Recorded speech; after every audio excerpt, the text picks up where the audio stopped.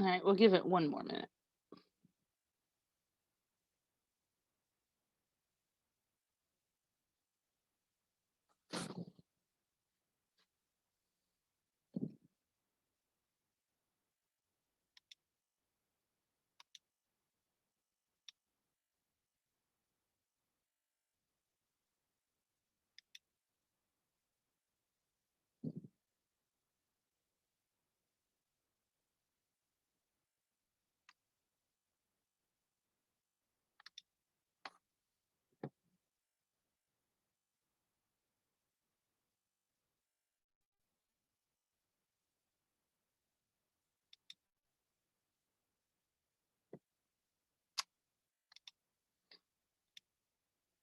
All right, good evening. Tonight was part 19 of Arvei Pesachim. We're not quite going to finish the chapter, but it is going to be the last of this series. When we come back after a brief summer break, we'll do something different. I haven't quite decided what yet. And we're skipping a little bit forward to page 119a. But if you're following along on the source packet, you should be just fine. Here is the link to the source packet in the chat. If anybody didn't get it from the email, if you are listening to this on a recording sometime in the future, and you would like to see the packet, you can email me at deborahklapper@gmail.com, and I would be very happy to send it to you. Okay, I'm also going to share my screen so we can all look at it together here. There we go. Okay, so the topic of tonight sounds deceptively familiar because our topic is the identity of the word, or the meaning of the word Afikomen, which I transliterated Afikomen, even though it's spelled Afikoman, mostly because my spell checker insisted on it and I got tired of fighting with it. But yes, that it is an ah sound in the Aramaic. But the word does not mean what we use it for. So keep an open mind. All right, so we start with a new Mishnah here, which the Mishnah is just 5 words, and it says "Ein maftirin achara Pesach afikoman," which seems to mean that we don't, or we may not, conclude after the Pesach with something called afikoman. And it's not entirely clear that the word maftirin means to conclude either. It might mean to dismiss. But either way, it seems to mean after the Pesach, you can't have something called Afikoman. So the Gemara wants to know, well, what's that? My Afikoman. Amarav, Shalo ye'akru mechavura lechavura. Rav says that it means that you're not, the people who have been eating the Korban Pesach aren't allowed to rearrange themselves and go sit at other people's groups. Remember that we're in the world of the Beit HaMikdash, we've got the whole Jewish people camped out in the immediate vicinity of Yerushalayim. There are presumably groups that are very close to each other, and there must have been something of a temptation to turn this into a social scene.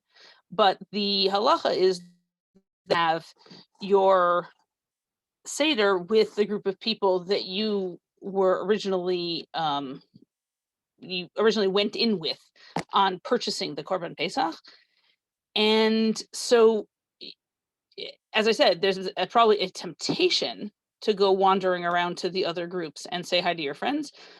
But Rav says that this thing that you're not supposed to do, called Afikoman, that would be going to a different group to hang out after you've eaten your Korban Pesach. Ushmuel Amar, and Shmuel says, Kagon ordelai li vigozalai la'aba. Shmuel says it's like mushrooms for me, or small birds for Abba. Abba is the real name of Shmuel's chavruta, who we know as Rav. And it seems like they particularly enjoyed these foods. Possibly they particularly enjoyed them at the ends of meals. So that Shmuel, what he means is, whatever is for you personally a delicacy, that's your Afikoman. And And it's not clear whether that's disagreeing or not with the next position, which is Rav Chanina bar Shela Rabbi Yochanan Amar, Kegon Timarim Klayot Vegozin. They said it's like dates and roasted grain and nuts. Now you may say, wait a minute, it's the Seder. What are you doing eating roasted grain? But the answer is there's nothing in principle of a chametz problem in taking fresh grain that's never gotten wet and putting it hot and dry into a fire until it turns brown and crunchy, and then eating it. Ashkenazim tend to have a very well-grounded and solid tradition not to eat grain in any form except matzah and Pesach, but there isn't in principle a chametz issue here. Okay, so this seems like snack food, possibly dessert food. Also, it's very hard to know exactly what the cultural valence would be. Tanya Kavatei Rabbi Yochanan. So we have a Breita that appears to have the same position as Rabbi Yochanan. Rabbi Yochanan is an Amora. He's from the time period of the Gemara, and a Breita that supports him would mean that there was a position a couple hundred years older than he is that said the same thing. Ein maftirin achar haPesach. Ein maftirin achar Pesach kigon timarim kleot ve'egozin. In fact, it is exactly the same words as our Mishnah, except it has the word Afikomen replaced with the words such as dates, roasted grain, and nuts. So in fact, that seems to be a very strong support for the idea that that's what Afikomen is. Amar Rav Yehuda Amar Shmuel, ein maftirin achar matzah Afikomen. So Rav Yehuda said that Shmuel said, and this is the same Shmuel that we had a moment ago talking about how Afikomen is mushrooms and small birds, but now he's addressing a different issue, that you cannot have Afikoman after the matzah. Now note that our Mishnah spoke about not having Afikoman after the Pesach, and even at the time when the Mishnah is written, the Beit HaMikdash has already been destroyed. Right? The Mishnah is composed more than 100 years after the destruction, but the conceit with which it's written is that it's writing about the Beit HaMikdash more or less in the present tense, although sometimes it deviates and tells us, but this is what we do now that. But as time wore on, I think people started to write more and more in the present tense about life without a Beit HaMikdash. And so while the Mishnah does not address the question of whether there can or cannot be Afikomen at a Seder at which there's no Pesach, by the time you get to Rav Yehuda and Shmuel, which a couple of generations later, they're in fact addressing that issue. So Rav Yehuda says, the Shmuel says that after you eat your last piece of matzah at a non-sacrificial Seder, you cannot have Afikomen. Okay, now we're gonna get into this issue of exactly whether it's also matzah or whether it's only the Pesach. It's not. Ein maftirin achar Pesach Afikoman. So our Mishnah said that you can't have Afikoman after the Pesach. So we draw a conclusion from that. Achar haPesach hu delo. After the Pesach, that's when you're not allowed to have Afikoman. Aval achar matzah maftirin. But by implication, any other time, including after eating matzah, you can have Afikomen. No, lo mi baya kamar. All right, so lo mi baya kamar is a style of response that we're going to see many times this evening. So just a word of introduction about it. You get lo mi baya kamar when the text you're interpreting has only given one of the cases that you want to talk about, and somebody else has argued that, well, that must be the only case where it's true, and you want to say, no, they just chose the most borderline case to tell me about, because all the other cases I already knew. They didn't need to tell me those. They only told me the case where I might have wondered. Okay, so it's a style of argument that works by claiming that the text you're interpreting used a particular style of writing. Okay, so it was teaching in the style of lo mibaya achar matzah. It didn't need to tell me that I can't have afikomen after matzah, delo nafish ta'amayu, because I would have known that already, because matzah does not have a very strong taste. Right, so it seems like the background assumption here is that you're supposed to end the night at the end of the Seder with the taste in your mouth of matzah and the Korban Pesach, and also that matzah has a relatively mild taste, whereas meat has a much stronger taste that sort of hangs out in the back of your mouth for a long time after you eat it. Okay, so it would have been obvious to me that I couldn't eat other things after the matzah. By the way, all of these arguments here only work if we assume that the afikomen is something that you eat. We seem to have dispensed with the possibility that it might be wandering around and saying hello at other campfires,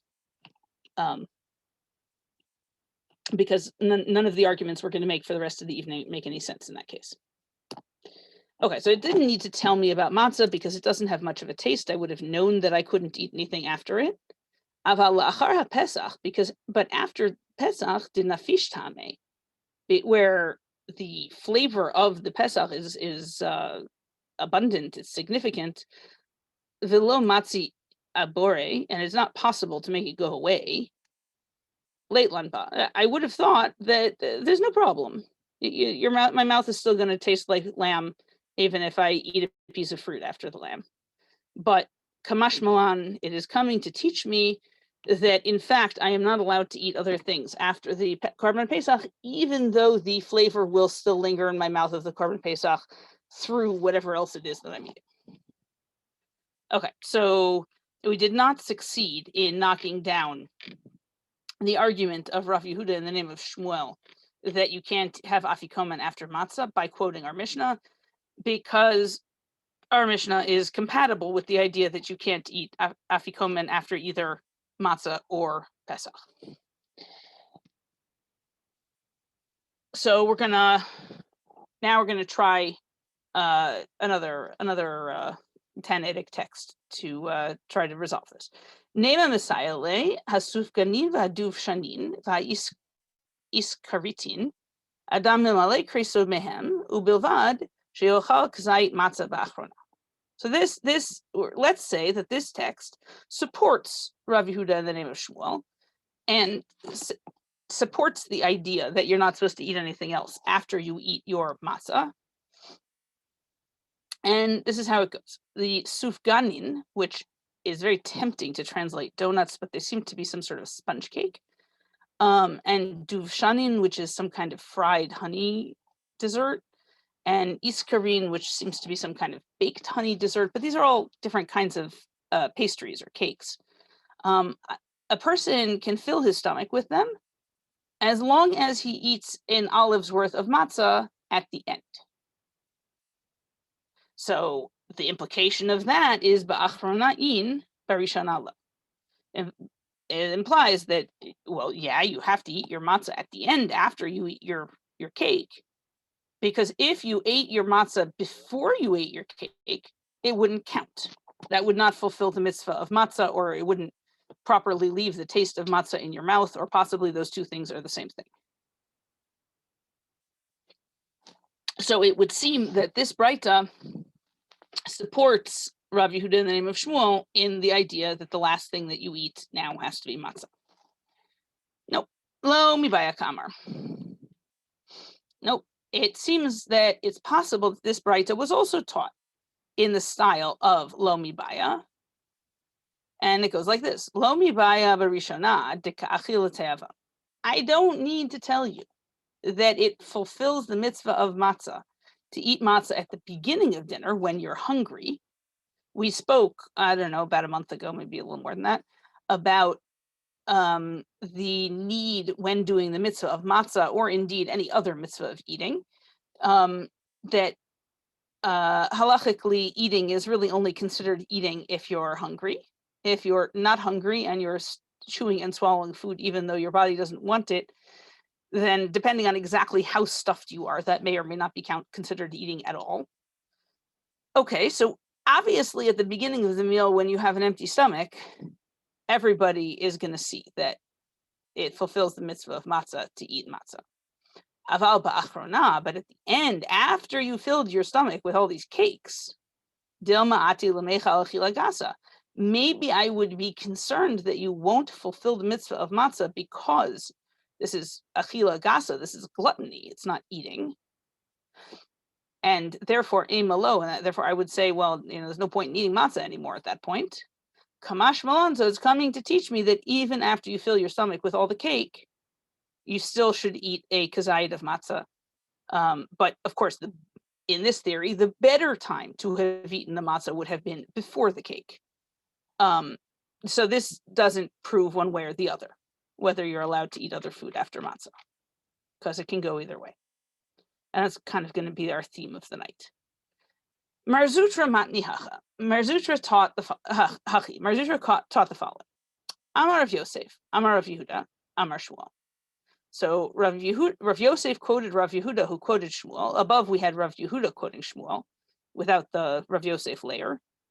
Maftirin achar hamatzah afikon. Okay, so we have the same quote, except it's missing the negative. According to Rav Yosef, the correct quote of Rav Yehuda in the name of Shmuel is that, in fact, you do, or can, or should, I don't know exactly, it's very hard to know exactly how strongly to read this, have Afikomen after the matzah. Okay, so now we have two different possibilities. There shouldn't be Afikomen after matzah. Of course, everyone agrees there shouldn't be Afikomen after the Pesach, but because that was in the Mishnah.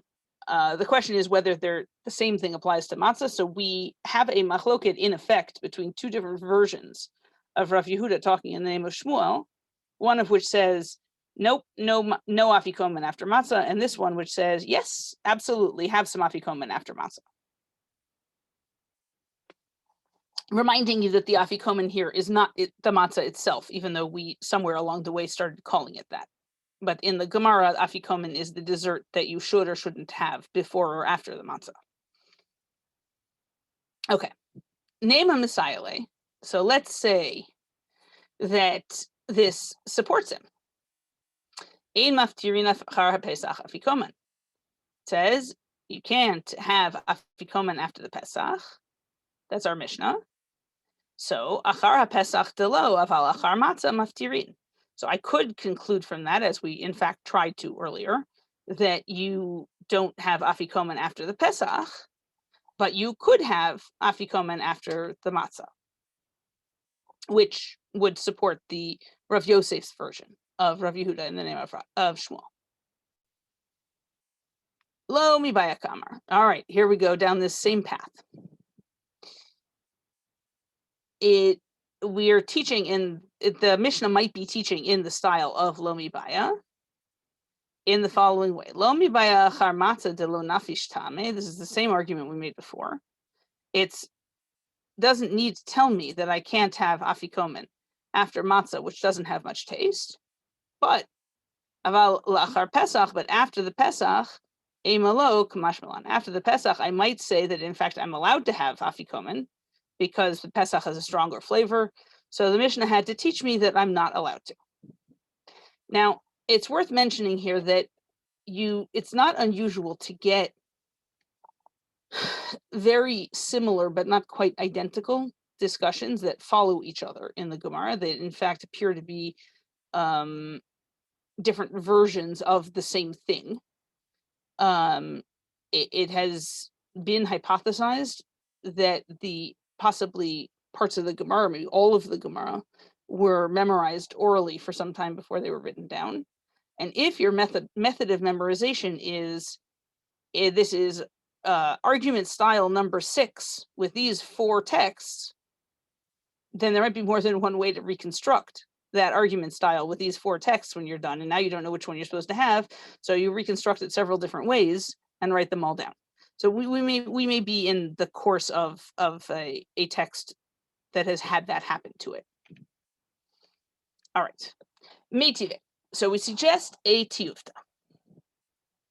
And this is going to be yet another version, in effect, of one of the texts we just saw.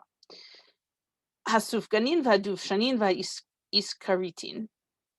The sufganim and the dufshanim and the iskaritin, which are these three kinds of dessert. Adam malei kreso behem, a person can fill his stomach with them. Ubilvad sheyochal kazayit matzah b'achrona, as long as he eats at least a olive's worth of matzah at the end. So we quoted this before as a potential support for the first version of Rav Yehuda in the name of Shmuel, because it seems to support that position. And now we are quoting it as a potential challenge to Rav Yosef's version of Rav Yehuda in the name of Shmuel, for the same reason, although because Rav Yosef's version is the opposite, so now it's a challenge instead of a support. But we're going to reject it in exactly the same way we rejected it before. But first we need to explain the implication. The implication is ba'achrona'in barishona lo. So it implies that you should eat the matzah at the end, but you should not eat the matzah at the beginning, or maybe the matzah eating works at the end, but it doesn't work at the beginning. And once again, lo mibaya kamar. This is taught, it might be teaching in the style of lo mibaya. Lo mibaya barishona dekachil l'teavon. It doesn't have to teach that if you eat matzah at the beginning, that you're eating it when you're hungry, that would fulfill the mitzvah of matzah. Aval ba'achrona, but at the end, ta'ati lemechla achila gasa, where he might end up eating in a way that's gluttonous. Emalo. So I might have said that he can't do the mitzvah of matzah then. Oh, kamash malan, nope. It's coming to teach me that in fact you can do the mitzvah of matzah after dessert. But everybody knows you can do the mitzvah of matzah before dessert. Okay, Amar Rava. So that by the way ends our discussion. In the end, there's no way to demonstrate from the text we have available whether or not you can have Afikomen after matzah, because we have one text that seems to imply one way, one text that seems to imply the other way, and we're not actually convinced that either of them has that implication. So in the end, we have no texts older than the Gemara that we can learn from, and the texts that we have from the time of the Gemara are 50-50 and quoted from the same person. So presumably either Shmuel said it one way or he said it the other way, but we don't have any way of proving which one he said. The practice, to the best of my knowledge, is that we do not eat other food after the last matzah at the Seder. But that doesn't necessarily prove that that's what Shmuel said. It's just, as far as I know, that is our practice. Okay, Amar Rava. Matzah bisman hazeh deoraita umaror derabanan. Okay, so we have another problem that results from the destruction of the Beit HaMikdash and the removal of the Korban Pesach from the Pesach Seder, which is that the Pesach Seder, as originally conceived, is a sacrificial behavior. It's a part of the act of sacrificing the Korban Pesach, and everything else that goes along is kind of trimmings around that mitzvah. But without the Korban Pesach, what are you left with, and how much of it is required? And to the extent that things are they required by the Torah because they're mitzvot that are independent of the Korban Pesach, or are they mitzvot that were required by the rabbis so that we wouldn't forget how to do them, so that when we someday have a Korban Pesach, we'll be able to do it right? That's both a theologically important question or an emotionally important question when you're doing the mitzvah, but also sometimes if you have the capacity to do only one or the other, it'll affect priorities. Okay. Rava says, matzah bisman hazeh deoraita umaror derabanan. He says matzah to now is still deoraita, meaning the commandment that Torah gave to eat matzah is independent of the commandment to eat the lamb. And so the lamb disappears, the commandment to eat matzah is still there. But the commandment to eat the maror is a commandment to eat it with the lamb. If there's no lamb, then the Torah doesn't command us to eat the maror, but the rabbis do still. Umayshna maror. So why should maror be different? Why aren't they the same? Dichtiv, because it says in the Torah, al matzot umirorim yochluhu, that you need to eat it. We read this in the parsha 3 weeks ago. This is actually in the passage about Pesach Sheni. But it says eat it with matzah and maror. So bisman deika Pesach, at the time when there is a Pesach, yesh maror. Then there's also maror because you're supposed to eat your Pesach with maror. Ubisman deleka Pesach leka maror. And at a time when there is no Pesach, there's no maror either. But the Gemara asked the obvious question, which is, wait a minute, matzah nami haktiv al matzot mirurim. The matzah is right there in in this pasuk you just quoted. You quoted that you're supposed to eat the korban pesach with matzah and maror. So why doesn't the matzah get dropped with the pesach as well? It also seems to be a side dish that's supposed to go with the korban pesach. But it's different because matzah mihadar hadar bekra. The matzah is repeated. Actually, it's repeated repeatedly by the Torah. They only quote one instance here. Be'erev tochlu matzot. Shemot Yud Bet Yud Chet. Matzah appears a whole bunch of other times. I didn't check this one. Maybe the only one that specifically says it's about the first night of Pesach. Without also mentioning the korban pesach. That would be intriguing and it would fit well, but I did not check to see whether it's true. But in any case, we do have this pasuk which speaks about eating matzot at night on the first night of Pesach, but does not speak about the korban pesach. And so this would support Rava's position that the mitzvah of matzah on the first night of Pesach is independent. On the other hand, Rav Acha bar Yaakov Amar, Rav Acha bar Yaakov said, Echad zeh ve'echad zeh d'Rabbanan. He says they're both rabbinic. Both the matzah and the maror.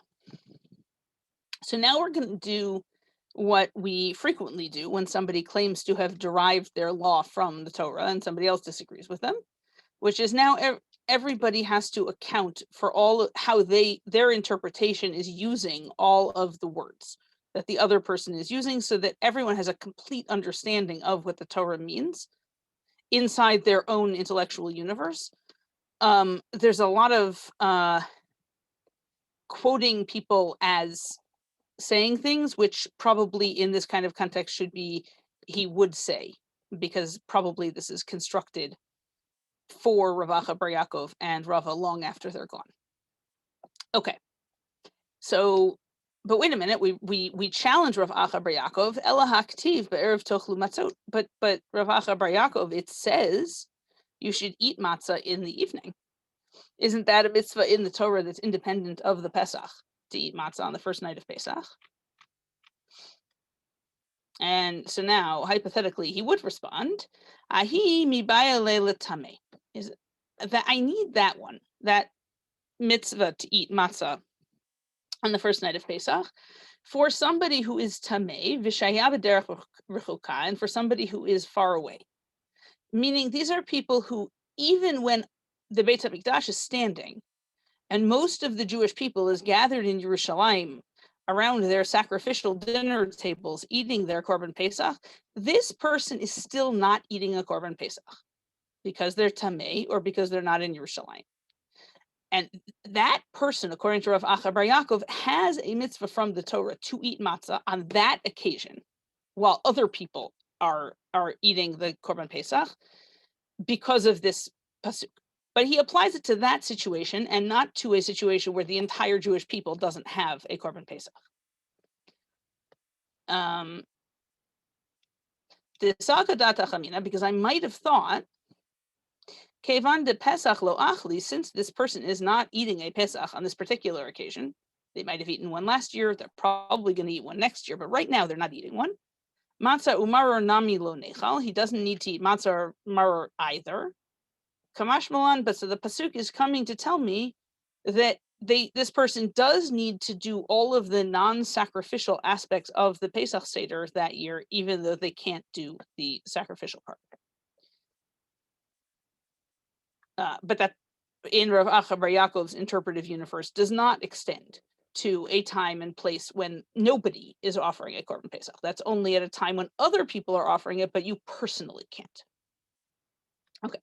The Rava Amar Lecha. So how is Rava going to discover that the Tamei and the person who's far away is going to be eating matzah while they're not eating Korban Pesach? So Rava Amar Lecha Tamei shehaya b'derech rechuka lo tzarich kra. He says, I don't need a textual source that these people should eat matzah.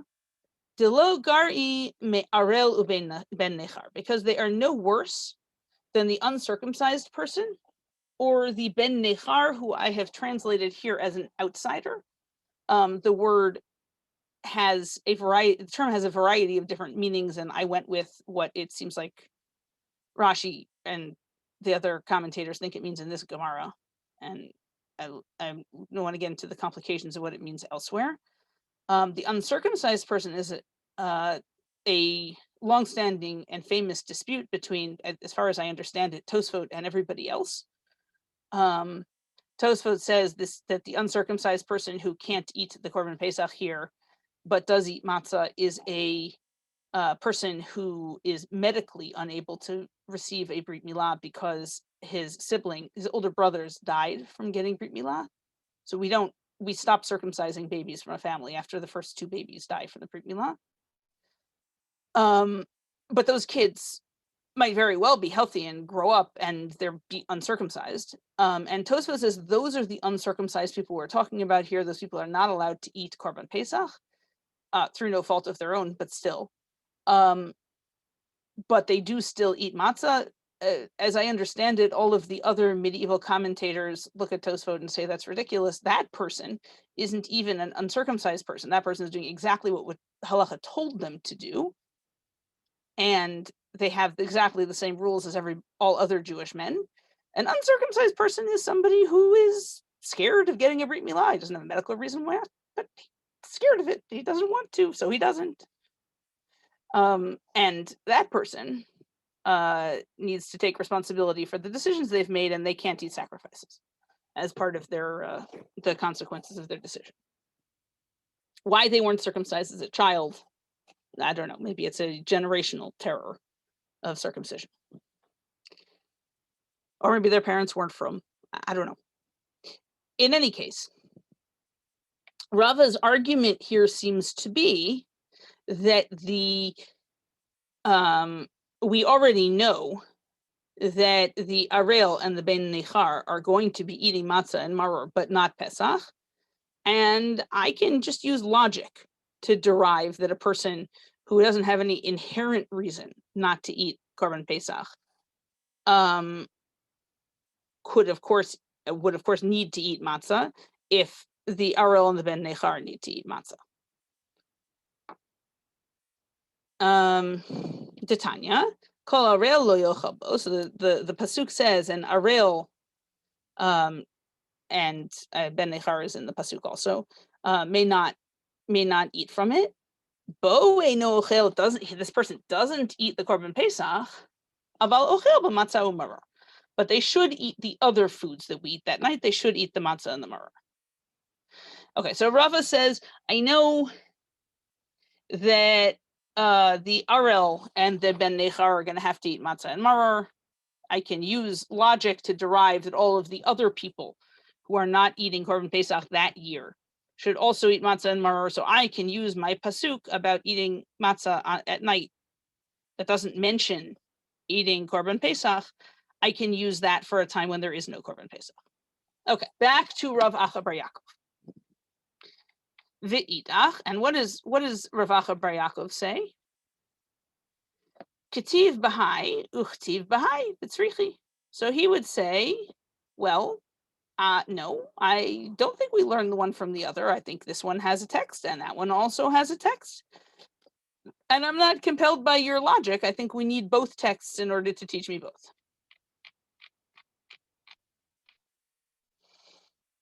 Okay. So we've now used up all of the available texts and explained how everybody understands them. Now we can try to decide who we agree with. Tanya Kavate de Rava, there's a Braita that supports Rava. Sheshet Yamim Tochal Matzot, Uvayom HaShevi'i Yatzeret LaHashem Elokecha, Ma Shevi'i Reshut, Af Sheshet Yamim Reshut.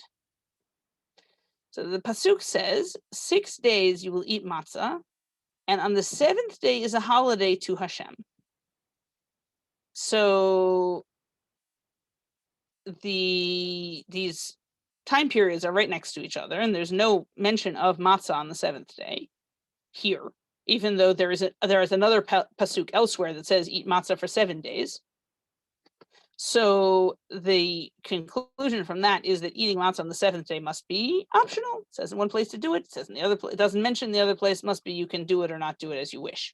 So here we say because the 7th day and the other 6 days are attached to each other in this verse, just like the 7th day is optional, so the 6th day must also, the other 6 days, sorry, must also be optional. That, okay. That seems to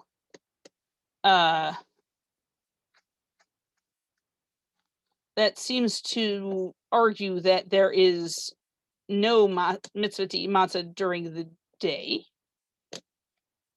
which would leave open the possibility that there is a mitzvah to eat matzah the first night, like Rava said, although that's only by implication. My time. Okay, so why does it work this way that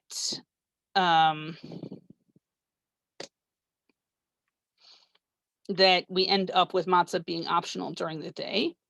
Heve davar shaya bichlal, shaya bichlal v'yatsa min haklal l'lamed, v'lo l'lamed al atzmo yatsa el lamed al haklal kulo yatsa. So this is, I find, one of the more difficult methods of midrashic interpretation. If something was in a category, so in this particular case, right, and if we go down here, I copied the Steinsaltz's English notes for those who want to follow along. That includes the midrash about why matzah is optional on the 7th day. So we had a pasuk that says you have to eat matzah all 7 days. Then we have a pasuk that seems to indicate that you don't have to eat matzah on the 7th day, because it says 6 days you'll eat matzah. So the 7th day was in the category. It said 7 days. Then it removed it from the category by saying 6 days. So it must be when this principle says that when that happens, whatever change you're making to the day that you remove the thing you remove from the category must be intended to teach us about the whole category. So if we have removed day 7 from the category to say that matzah is optional, then that's going to reflect backwards on the whole week and make the whole week optional.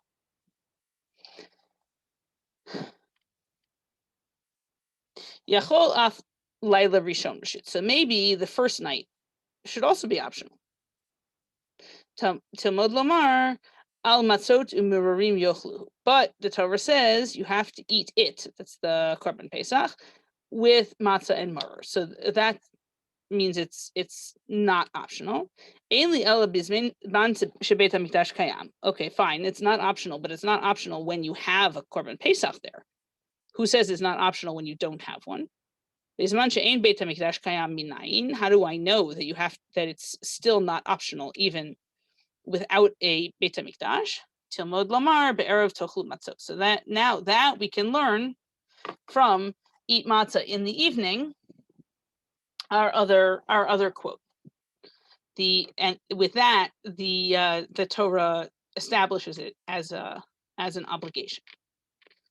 Okay, so that seems to we have supported Rava's position with a Breita. We have not supported Rav Acha bar Yaakov's position with the Breita. And we, although we have explained all of the texts to apparently somebody's satisfaction, according to each of them, we have given a much more complete rendition of how we're accounting for all of the texts in Rava's universe. And so it seems like the discussion is happening on the assumption that the law is going to follow Rava. And in fact, the law does follow Rava. We do rule. And I think we discussed this a couple of weeks ago also, although at the moment I can't remember in what context. The law does follow Rava, that the mitzvah of matzah, in the absence of a korban pesach, the mitzvah of matzah is from the Torah, and the mitzvah of maror is not. Oh, it was in the context of whether you could eat. Somebody in the Gemara said that if you were going to eat your matzah and your maror together, you had to eat your matzah plain first, because otherwise the taste of the derabanan would be stronger than the taste of the deoraita. Right, so that conversation happened on a basis of assuming that you were ruling like Rava here. And that's a pretty good tool for discovering that the Gemara in general thinks that the law follows Rava. All right, so we saw a couple of general Gemara things that I wanna highlight before we end. One of them is the idea of Lomi Baya Ka'amar, when you say, well, a case was left out of the text, not because it's not true, but because it's too obvious. And they only taught the less obvious case. So you can't prove that the text doesn't also think it's true about the case that's missing. And we had a bunch of those. We also saw a repeating or iterating text in which it seems like the same text is being rearranged and taught again. And I think, and then again, I believe in our case, which we mentioned might be because the method of memorization that people were using involved memorizing the style and the texts, but not the connecting bits. And there's more than one way to reconstruct the connecting bits. And then in our next piece, we had a machloket between Rava and Rav Acha bar Yaakov, in which we found it necessary to account for how each of them would read each of the other's textual proofs, which is also a very classic Gemara move. So those were all definitely things that I hope we will see again. And this is the end. I mean, I'll take comments and questions, but this is the end of our section on Pesachim. We will come back with something which I hope will be very different, just for variety's sake. In, I think it's 5 weeks, whatever it is, it should be announced in the Shul announcements. But I think we're coming back on the 12th of July. Okay, are there questions? I have a question about when it talks about someone who is uncircumcised in the Torah. I always thought that meant people who weren't Jewish, rather than Jewish people who for some reason were not circumcised. So I believe, although I don't have the psukim at my fingertips, that there is a pasuk for each of those categories. Right, there's the ger who wants to eat korban pesach, who is instructed to circumcise his family, and then he can eat korban pesach. And then there's the arel, who doesn't seem to have any other reason not to be able to eat korban pesach except that he's uncircumcised. And that person, I think the pshat is somebody who, if he were circumcised, that he could. He's not missing anything else. Thank you. Also, do we get to see you now that we have the end of the class? Interesting question. I don't know. Maybe if we pray really hard, maybe by the end of the summer we can be meeting in person. That would be quite delightful.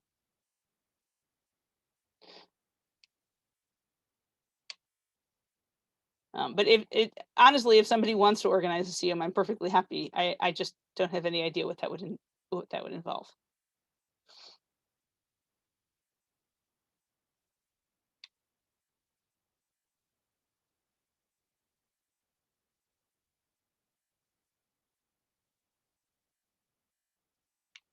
Anybody else?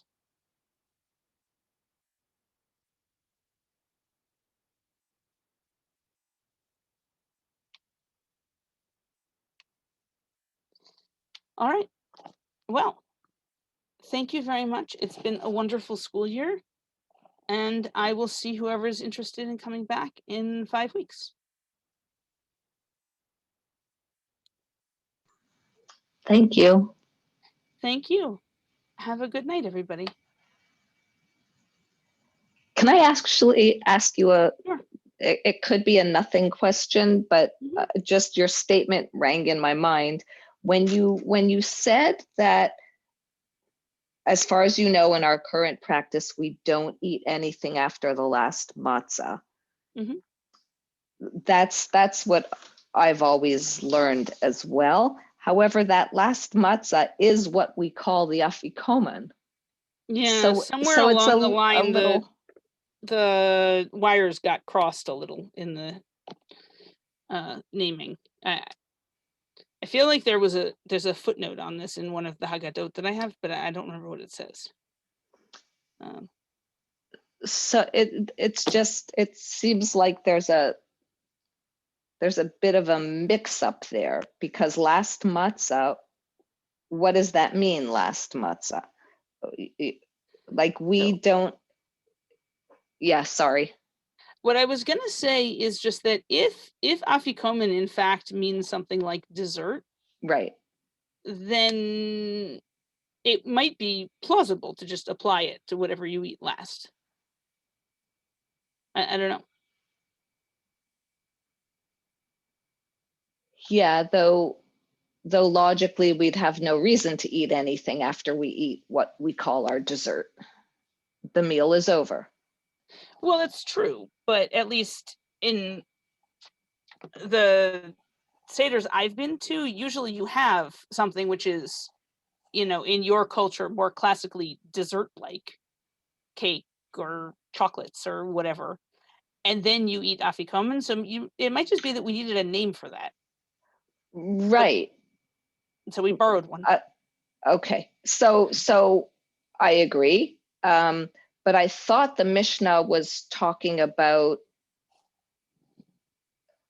not eating after whatever it is you consider the end of your meal, not So- after what we are now calling Afikomen. So the Mishnah is talking about not eating after the Korban Pesach, or well, not doing Afikomen, whatever it is, after the Korban Pesach. But we either do or don't, depending on which version of Amar Rav Yehuda Amar Shmuel you follow, extend that in the absence of the Pesach to apply to the matzah that we eat at the where we eat what we call Afikomen now in the Seder. That's where we used to eat the Korban Pesach.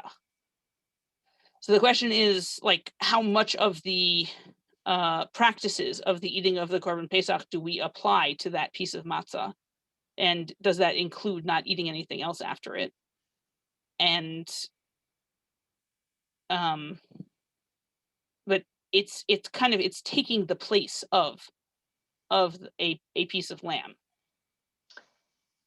And that's exactly what the two dueling positions of Rav Yehuda speaking in the name of Shmuel are arguing about, if you can be said to argue with yourself when we can't decide what you said. But that's what the difference is between those two positions, is whether or not we treat that final piece of matzah the same way that we treat the Pesach. So the actual meal that we have is not the Korban Pesach in this case. It seems like the practice was to rig the meal so that each person ate one small piece of Korban Pesach as the last thing that they ate, and there was enough food that that made them full. Ah, That okay. you were supposed to already be almost full when you eat your Korban Pesach, then you eat your Korban Pesach, and then you say, right. now I feel full. Right, al hasova. Yeah. Right. So I didn't think of that when I applied this discussion. I just have in my head the way we do it. So now that makes a lot more sense. It's not clear to me whether there would have been an eating of another piece of Korban Pesach at the beginning with the maror and the matzah, or whether the maror and the matzah were eaten at the end. Like, I'm not sure in terms of the mechanics of the situation exactly how the meal worked. Why wouldn't they be eaten at the end with the Korban Pesach? Because they're in the Mishnah at the beginning of the meal, in the place where we eat them, the matzah and the maror. So, on the other hand, you're supposed to eat them with except that the thing is that when you're talking about sacrifices, doing something something else also sometimes just means doing it after. Right. So I don't actually know. Right. But don't we interpret it as them being eaten with the Korban Pesach? That's certainly how Hillel reads it. Yeah. So, and in the piece that we quote in the Haggadah, I believe we have Hillel putting Pesach and matzah and maror together. Yeah. But whether he does that at the beginning of dinner or at the end of dinner, I don't know. Another unanswered dilemma or unresolved issue in the Gemara. This is the problem with writing about things that are very clear to you, is that you leave out all the obvious stuff, but it's not obvious to the next person. Right. I very unhappily taught middle school English for 1 year, and I spent a lot of time trying to explain that idea and getting nowhere. But well, middle school is tough anyway, but yeah. I see. Okay. Well, thank you. Yes, thank you very much. Thank you. And I hope you can find something as equally interesting as this was for our next. Oh, for sure. Series. I just want to do something different so we can see more variety. No, of course, definitely, I agree. Thanks so much. You're for welcome. all of this. Thank you guys for coming, and have a wonderful night. Thanks, you too. Night. Bye.